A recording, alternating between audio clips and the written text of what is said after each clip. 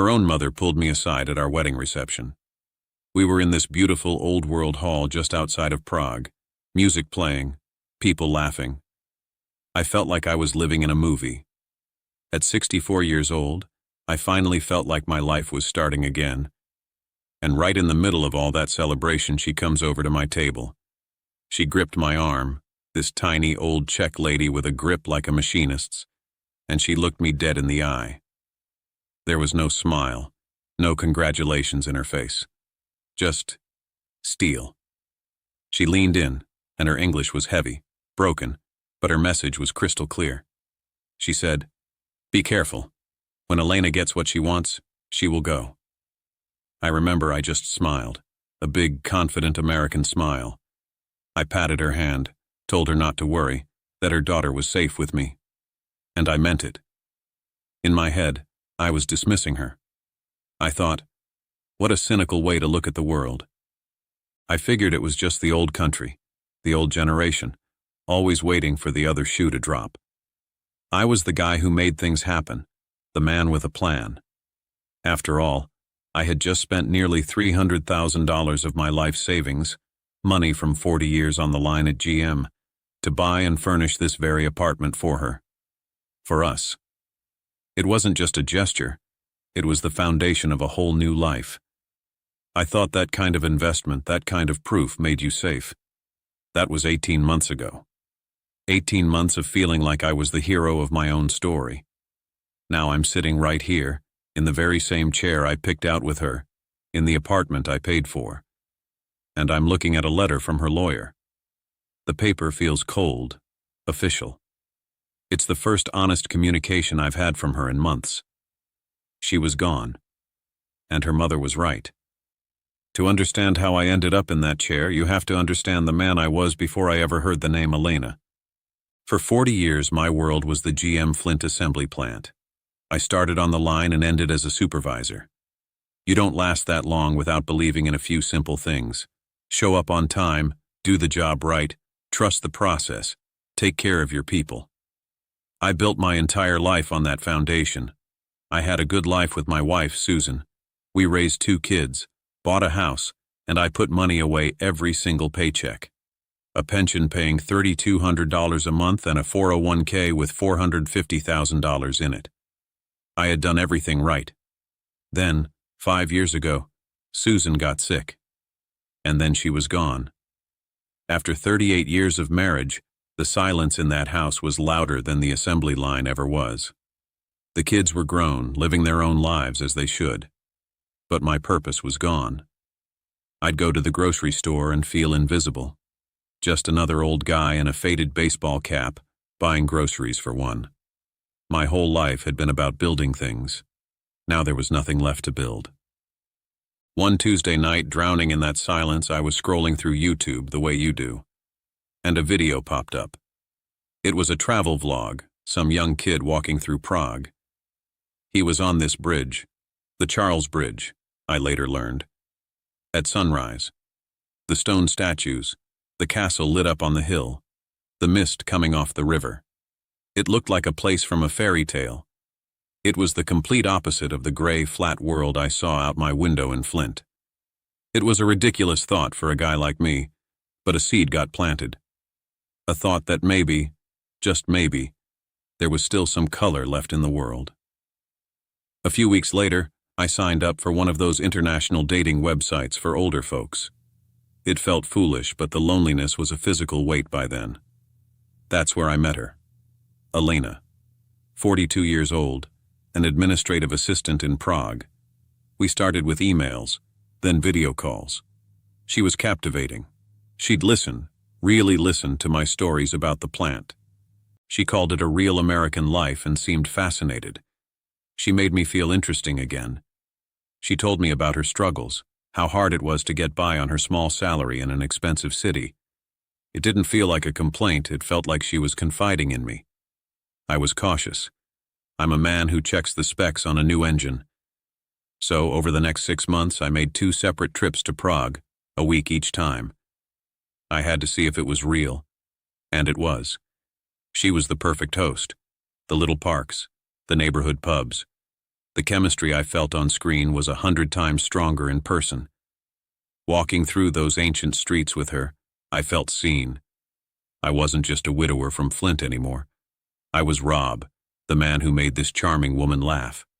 For the first time in 5 years, I felt like I had a purpose again. After my second trip, the gray skies of Flint seemed grayer. Every video call with Alena felt like looking through a window into a life I was supposed to be living. I was done visiting. I wanted to stay.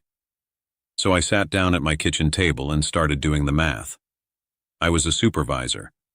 My job was to look at a system, understand its inputs and outputs, and make sure it ran efficiently. I did the same with my own life. The input was my pension, $3,200 a month. Solid, reliable. I went online and looked up the cost of living in Prague. Alena was feeding me numbers too. Rent for a nice place, maybe $1,000. Utilities, a couple hundred. Groceries, maybe $400 a month if you ate well. Even with a buffer, I'd have over $1,000 left over every single month, just from my pension. My $450,000 401k could just sit there, untouched. It was a safety net made of steel. In Czech money, the numbers were even better. My pension translated to over 70,000 crowns a month. Alena told me the average person in Prague made less than half that. In Flint, I was a retiree on a fixed income. In Prague, I'd be wealthy. I could give her a life she couldn't build on her own. It felt like my purpose coming back online. I went on Facebook and found those groups for American expats. I spent nights reading through posts. Men my age were doing this. They talked about the low cost of health care, about feeling safe walking around at night, about hopping on a train and being in another country in a few hours. It all confirmed the math. It made the dream feel practical. The one thing that gave me pause was the bureaucracy. I downloaded the forms for the long-term visa, the Type D visa, and it was a stack of paper that made my head spin. Proof of funds, a clean criminal record, a letter of accommodation. It felt like a wall. But every time I'd mention my doubt to Alena, she'd just laugh her easy laugh. Robert, it is just paper. It is a process. You are a man of process. We will do it one step at a time. We will do it together. When she said we, the wall turned into a doorway. The idea of navigating it alone was terrifying. The idea of doing it with her felt like the first project of our new life. The final push came on a cold Tuesday night. After a long video call with Alena, when I hung up, the silence was suffocating. I walked through the house looking at furniture Susan and I had picked out together, photos of the kids when they were small. It was a museum of a life that was over. I wasn't living here. I was just the curator. The choice was brutally clear: stay and fade away, or pack a bag and go live. It felt like the most logical thing I had ever done. I sold the house in Flint. Signing those papers was strange. 40 years of my life, gone with the stroke of a pen.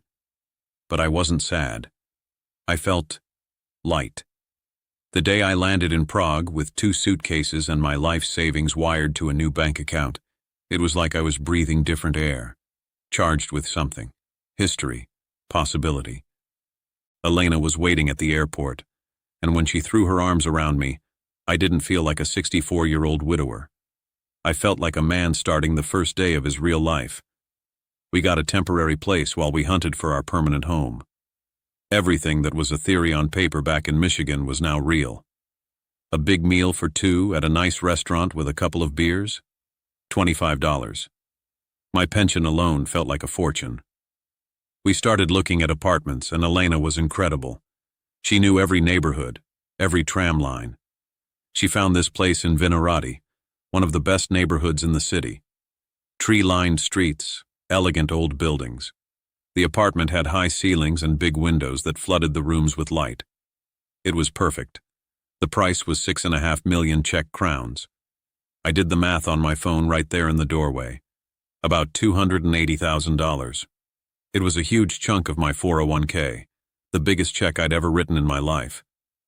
But I wasn't buying an apartment. I was buying a future. The bureaucracy I was so worried about just melted away with Alena by my side. She handled the translators, the agents. She made it feel simple. A few weeks later, we got married in a small, quiet ceremony at a government office. It wasn't a big church wedding like I'd had with Susan. It was just us, a couple of her friends as witnesses, and a government official who said the words in Czech and then again in English. It felt right, practical, solid. A week after we were married, as we were finalizing the purchase on the apartment, Alena sat me down. She had that serious, heartfelt look on her face. She said, "Robert, now we are husband and wife. I want us to be true partners in everything." She suggested we put both our names on the property deed. The official register, the Kataster Nemovitosti, she called it. She said it was the ultimate sign of trust, that it would show everyone, show her family, that I was serious about building a life with her, that she wasn't just my girlfriend, she was my wife. And my heart just swelled. This was it. This was the proof. This was what a real partner does. My lawyer, a Czech guy who spoke decent English, mentioned it wasn't strictly necessary. He said something about keeping assets separate, a mild professional hesitation. But I barely heard him. In my head, I was already dismissing it. What did he know about love? This was about building a foundation of trust. Hesitating felt cynical. It felt like something the old me, the lonely guy in Flint, would have done. So I told him, "No, put her name on it. We're a team." The day the keys were in our hands, I felt like I'd finished the most important job of my life. We spent the next few months turning it into a home. I gave Alena a budget and we went shopping. I spent another $30,000 on furniture, appliances, everything. A big, comfortable sofa. A new kitchen where she could cook. A king-sized bed. Every piece we picked out together was another brick in the wall of our new life. For that first year, it was perfect. It was better than I ever dreamed. I felt reborn. We'd take walks through the parks, have coffee in Old Town Square. I was finally the hero of my own story again. And that brings us to the wedding party. A few months after we'd settled in, we threw a big reception for all her family and friends. I was on top of the world that night, watching my wife laugh, watching all these people who were now my family. I had done it. I had built this. And that's when her mother came to my table, gripped my arm, and gave me the warning I was too happy and too damn sure of myself to ever hear. For the first year, everything was exactly as advertised. We explored Prague, took weekend trips to little towns in the countryside. I was genuinely deeply happy in a way I hadn't been since before Susan got sick. The foreman in me was satisfied. The project was a success. The second year, the machinery started to make a funny noise. It began subtly. The long, deep conversations we used to have over dinner were replaced by the glow of her phone screen. When I'd ask who she was texting, she'd just say, "A friend from work," and angle the screen away. When she'd take a call, she'd walk into the other room and close the door. Her voice a low, urgent murmur of Czech I couldn't understand. I told myself it was nothing. I was a 64-year-old man. I wasn't going to be the jealous, insecure type. I was the provider, the rock. I had built this home for her. My foundation was solid. I trusted her. That was the whole point. Then, the financial pressure started. It was indirect at first, like a change in the weather. She'd sigh while scrolling through her social media feed. "Look, Robert, my friend Jana is in Croatia again. It must be so nice." Or she'd leave a catalog on the coffee table, open to a page with a designer handbag that cost $1,000. The implication was always there, hanging in the air. This beautiful life I had given her. It wasn't quite beautiful enough. I tried to address it. I told her we had a good life, a comfortable life. My pension was more than enough for our daily needs, for travel, for anything we wanted within reason. But I explained that the big money, the 401k money, was the safety net, for the future, for emergencies.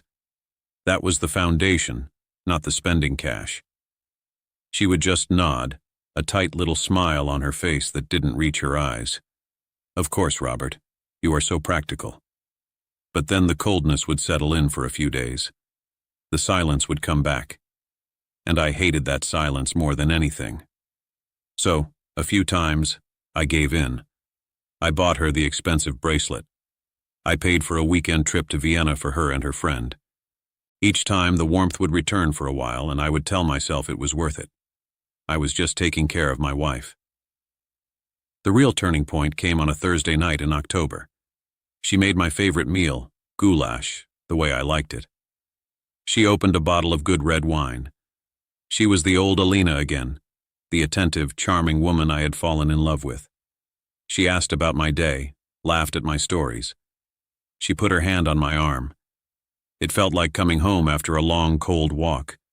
And then after dinner, as we were sitting on the expensive sofa I'd bought, she pitched me. "Robert, my love," she started, her voice soft and serious. "I want to talk to you about our future, about a real investment for us." She told me about her cousin, Pavel. He was a developer, she said. He had found a piece of land just outside of Prague that was going to be the next big thing. The plan was to build a small apartment building, 8 units. All he needed was an investor to help with the initial capital for the land purchase and permits. She said the investment was completely safe, a guaranteed return. She pulled out a piece of paper with some numbers scribbled on it. It wasn't a business plan, it was a wish list. I looked at the numbers, but my supervisor brain was already kicking in. I was looking for the specs, the blueprint. I asked her, "Does he have the building permits yet?" No, that's why he needs the money, to get the process started." "Has he done a project like this before? Is there a portfolio I can see?" She waved her hand dismissively. "Robert, this is not America with your corporations. This is family. This is how things get done here. It is about trust." And then she named the price. 1,200,000 Czech crowns. I did the math in my head. $50,000. $50,000 for a scribbled piece of paper and a promise from a cousin I'd met once at a barbecue. For the first time since I'd landed in Prague, the old foreman from Flint Assembly showed up for work. The guy who spent 40 years checking safety protocols and reading engineering reports. The guy whose entire job was to spot a problem on the line before the whole thing shut down. And this was a 5-alarm fire. Every instinct in me was screaming no. I had already sunk $280,000 of my retirement fund into the apartment, another $30,000 on furniture. This $50,000 would be coming from what was left of my steel safety net. I tried to be gentle. I took her hand. "Honey, $50,000 is a lot of money. It's too much of a risk right now. We don't know enough. It's not a smart play." The change was instant. The warmth in her eyes vanished. It was like a steel door slammed shut. She pulled her hand away. "A risk?" she said, her voice dripping with ice. "You think my family is a risk?" "That's not what I'm saying. I'm saying it's a business deal and it's a bad one." "So you do not trust me?" It wasn't a question. It was an accusation. "You sit here in this beautiful apartment, a place I found for you, a life I helped you build. You were happy to put my name on the deed to call me your partner. But when I ask for help for my own family, suddenly you are a big American businessman who knows better. You treat me like I am a child, Robert." The fight was brutal. It went on for hours. She threw every gift I'd ever given her back in my face, metaphorically. The apartment, the furniture, the life I thought I was providing. She reframed it all as a cage, a transaction where I was the rich American buying himself a young wife. And the more I tried to defend my logic, the deeper I dug the hole. By the end of the night, we were strangers sitting in a beautifully furnished apartment that felt like a tomb. After that night, the affection was gone for good. Not just the warmth, but all of it. It was replaced by a thick, heavy resentment that filled every room. For 2 months, we lived like ghosts.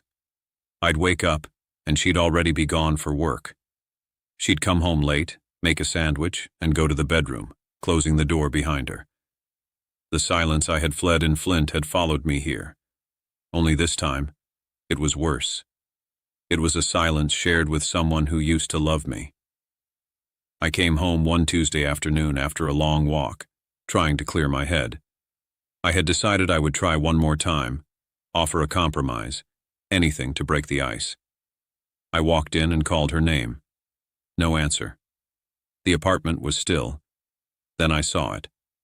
The closet door in our bedroom was slightly ajar. I pushed it open. Her side was empty. The dresses, the shoes, the ridiculous number of handbags, all gone. Just a neat stack of empty hangers. My heart hammered in my chest. I walked back into the living room, my legs feeling like lead. And there, on the polished wood of the kitchen table I had picked out with her, was a single, crisp, white envelope. My name, Robert, was written on the front in her perfect, neat handwriting. I tore it open. It wasn't a letter from her. It was from a law firm I'd never heard of. The words were in English, but they were legal, sharp, and without emotion. It stated that Alena Kovac, my wife, was filing for divorce, and it went on to state her intention to formally partition our joint marital asset, the apartment I was standing in, the apartment I had paid for in full, because my loving, romantic gesture of putting her name on the deed had made it just that, ours. And now, she wanted her half. My first call was to my lawyer, the check guy, the one who had hesitated. My hands were shaking so badly I could barely dial. I was standing in the kitchen she had designed, staring at the letter on the countertop. The words kept swimming in my head. Joint marital asset. Partition. It felt like a language I didn't understand. He picked up on the third ring. His voice was calm, professional. Mine was not. She can't do this, I said. There was no hello, no introduction. Just that. I have a letter, a lawyer's letter.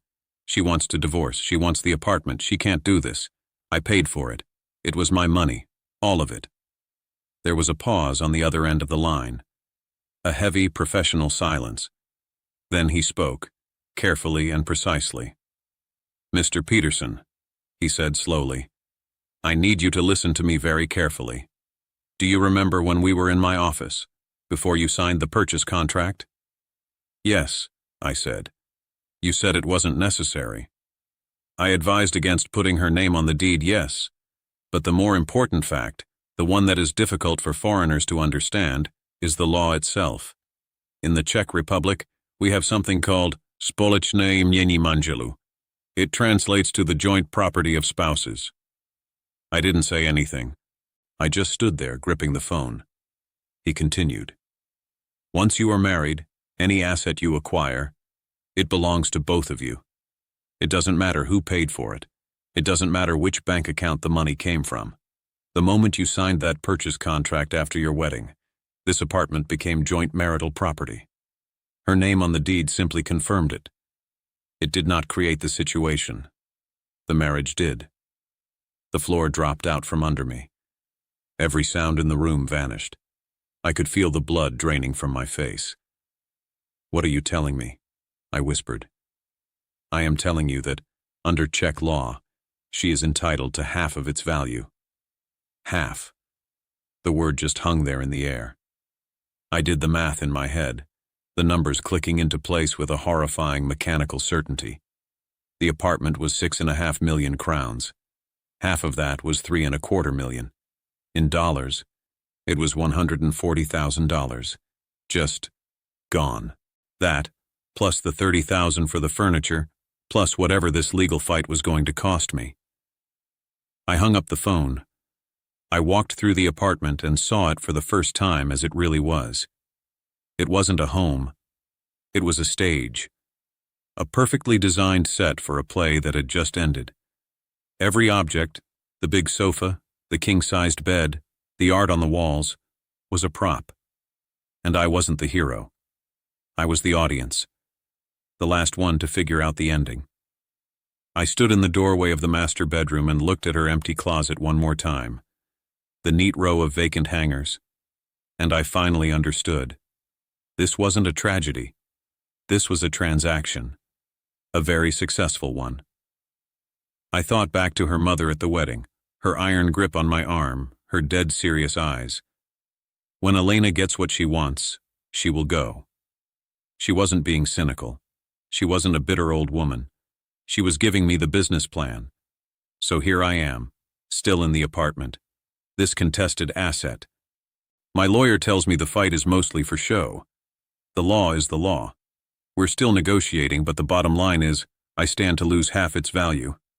$140,000. On top of that, I've already spent over $25,000 on legal fees, just to be told what I already know. The $30,000 of furniture feels like a sick joke. My $450,000 nest egg is cracked wide open. What's left of it, I don't even want to look at. I live on my pension now. That $3,200 a month that once felt like a king's ransom in Prague now feels like a lifeline. I'm not starving, but I'm a long way from the man who walked into this city thinking he could buy a new life. And that brings me to why I'm telling you this. Not for pity, but for a purpose.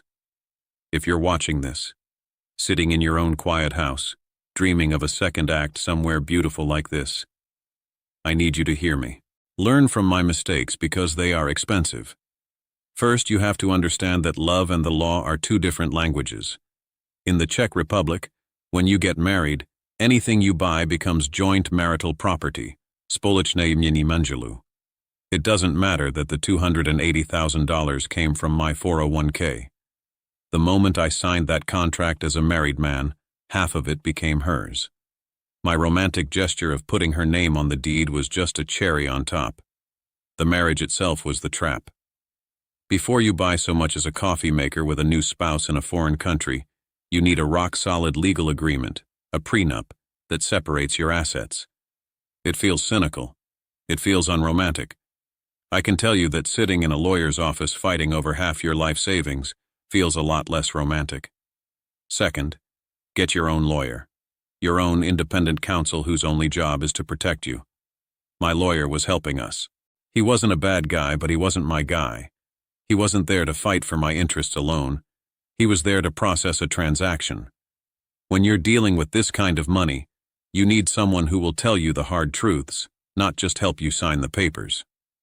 And third, the hardest lesson of all. When someone who knows the person you're with gives you a warning, you listen. You don't explain it away. You don't get defensive.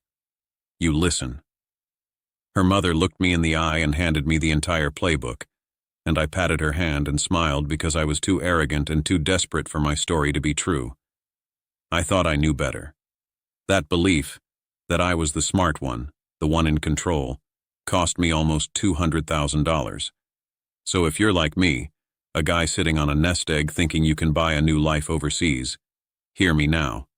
Your heart is easy to fool, especially when it's lonely. But a property deed, a legal contract, that doesn't care about your feelings. Before you transfer a single dollar, get independent legal advice from someone who works for you alone. And if a mother warns you about her own daughter, don't walk away. Run. If my story can stop even one person from ending up right here, in this chair, then telling it was worth it. Subscribe to the channel. Let our mistakes be your education.